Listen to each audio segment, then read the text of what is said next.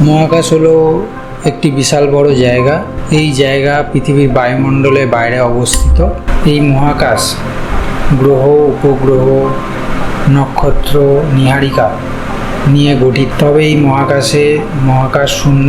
এই মহাকাশ বিভিন্ন ধূলিকণা এবং গ্যাস দিয়ে তৈরি। আমাদের এই স্পেস সম্বন্ধে বর্তমানে জানার আগ্রহ বেড়ে গেছে, তাই বিজ্ঞানীরা বিভিন্ন মহাকাশযান এবং রকেট পাঠিয়ে বিভিন্ন গ্রহ সম্বন্ধে জানার চেষ্টা করছে এবং এই জানার চেষ্টার মাধ্যমে আমাদের বর্তমানে স্পেস সম্বন্ধে জানার আরও আগ্রহ বেড়ে গেছে। আজকের এই ভিডিওতে আমি আপনাদেরকে 10টা স্পেস সম্বন্ধে ফ্যাক্টস বলবো, যেটা আপনারা আগে কখনো জানতেন না। যদি এই ভিডিওটি আপনারা স্কিপ করে থাকেন তাহলে অনেক ইনফরমেশান আপনারা মিস করবেন। তাহলে চলুন ভিডিওটি শুরু করা যাক। আজকের ভিডিওর প্রথম ফ্যাক্টস হলো, আপনারা সবাই বৃহস্পতি গ্রহের নাম শুনে থাকবেন। এই বৃহস্পতি গ্রহের আর এক নাম হলো গ্রেট রেড স্পট। এই বৃহস্পতি গ্রহতে একটি ভয়ঙ্কর ঝড় হয়, যেই ঝড়ের নাম হলো অ্যান্টি সাইক্লোনিক ঝড়। এই ঝড় পৃথিবীর সব রকম ঝড়ের থেকে অনেক ভয়ঙ্কর। এই ভয়ঙ্কর ঝড় বৃহস্পতি গ্রহতে 350 বছর ধরে চলছে। এই ঝড়ের মাত্রা প্রায় 16,350 কিলোমিটার পার ঘন্টা। তাহলে ভেবে দেখুন, আপনারা এই ইনফরমেশানটা কি আগে কোনো দিন জানতেন বা জেনেছিলেন কারোর কাছ থেকে? তাহলে ভিডিওটি পুরোটা দেখতে থাকুন। আরও অনেক কিছু ইনফরমেশান এই ভিডিওর মাধ্যমে আপনারা জানতে পারবেন। আজকের ভিডিওর দ্বিতীয় ফ্যাক্ট হলো, আপনারা সবাই জানেন পৃথিবীর উপগ্রহ হলো চাঁদ। এই চাঁদ প্রতি বছর 3.8 সেন্টিমিটার করে পৃথিবীর কাছ থেকে দূরে সরে যাচ্ছে। এই চাঁদের দূরে সরার প্রধান কারণ হলো সমুদ্রের জোয়ার ভাটা। সমুদ্রে জোয়ার ভাটা হলে কি হয়? জল ফুলে ওঠে। এই ফুলে ওঠার প্রধান কারণ হলো পৃথিবী ও চাঁদ দুজনেই ঘুরতে থাকে। চাঁদ ঘুরতে ঘুরতে যখন পৃথিবীর ওপর একটি টান প্রয়োগ করে, সেই টান প্রয়োগ করার ফলে পৃথিবীর ঘোরার মাত্রা কমে যায় এবং চাঁদের ঘোরার মাত্রা বেড়ে যায়। এর ফলে প্রতি বছর 3.8 সেন্টিমিটার করে পৃথিবীর কাছ থেকে চাঁদ দূরে সরতে থাকে। তাহলে আপনারা বুঝতেই পারলেন যে কেন চাঁদ পৃথিবীর কাছ থেকে দূরে সরে যায়। আজকের ভিডিওর তৃতীয় ফ্যাক্ট হলো, আমরা পৃথিবীতে যখন চেল্লাই দূর থেকে আমরা আওয়াজ শুনতে পাই, কিন্তু আপনারা কখনো ভেবে দেখেছেন মহাকাশে কি হয়? মহাকাশচারীরা যখন যায়, মহাকাশে কোনো বাতাস বা বায়ু থাকে না। এই বায়ু না থাকায় মহাকাশে কোনো আওয়াজ শোনা যায় না। এটাকে সায়েন্টিফিক ভাষায় বলে ভ্যাকুয়াম। এবং আপনি যদি জোরে চিৎকারও করেন, কেউ আপনার আওয়াজ শুনতে পাবে না।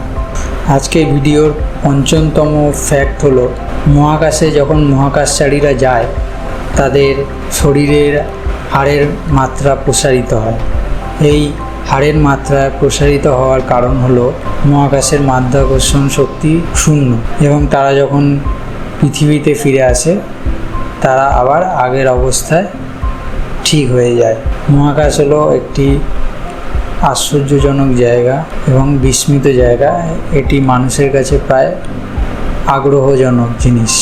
আজকে ভিডিও 6 নম্বর ফ্যাক্টস হলো, মহাকাশচারীরা মহাকাশে যাওয়ার আগে তাদেরকে এক ধরনের ড্রেস পরতে হয়। এই ড্রেসের মধ্যে এক ধরনের হেলমেট থাকে। সেই হেলমেটে এক ধরনের সোনার স্তর থাকে। সেই সোনার স্তর সূর্যের ক্ষতিকারক রেডিয়েশন থেকে মহাকাশচারীদেরকে বাঁচায়। আজকে ভিডিওর 7 নম্বর ফ্যাক্ট হলো, সৌরজগতের শেষে বরফের মেঘ রয়েছে। এই বরফের মেঘগুলোকে ওট মেঘ নামে বলা যেতে পারে। এই ওট মেঘ বরফ ধূলিকণা নিয়ে তৈরি। আজকের ভিডিওর 8 নম্বর ফ্যাক্ট হলো,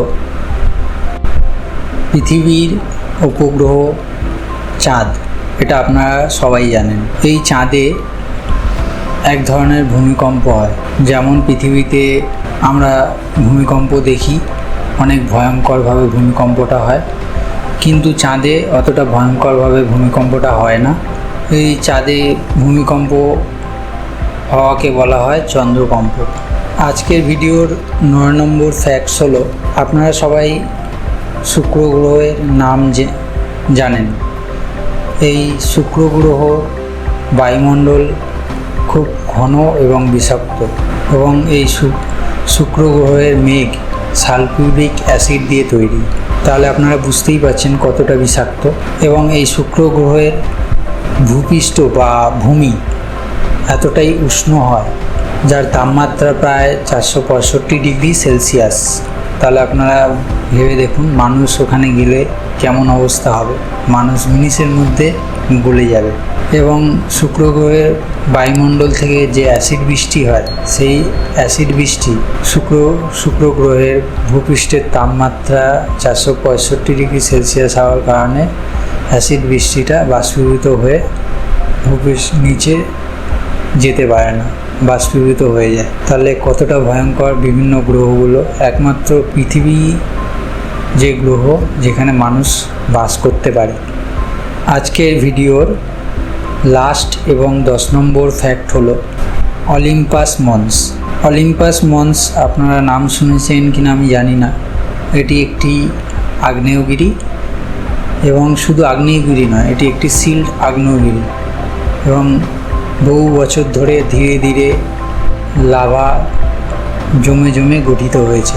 এই অলিম্পাস মন্সের উচ্চতা প্রায় 16,000 কিলোমিটার, যা আমাদের পৃথিবীর মাউন্ট এভারেস্ট পর্বতের চেয়েও 3 গুণ বেশি।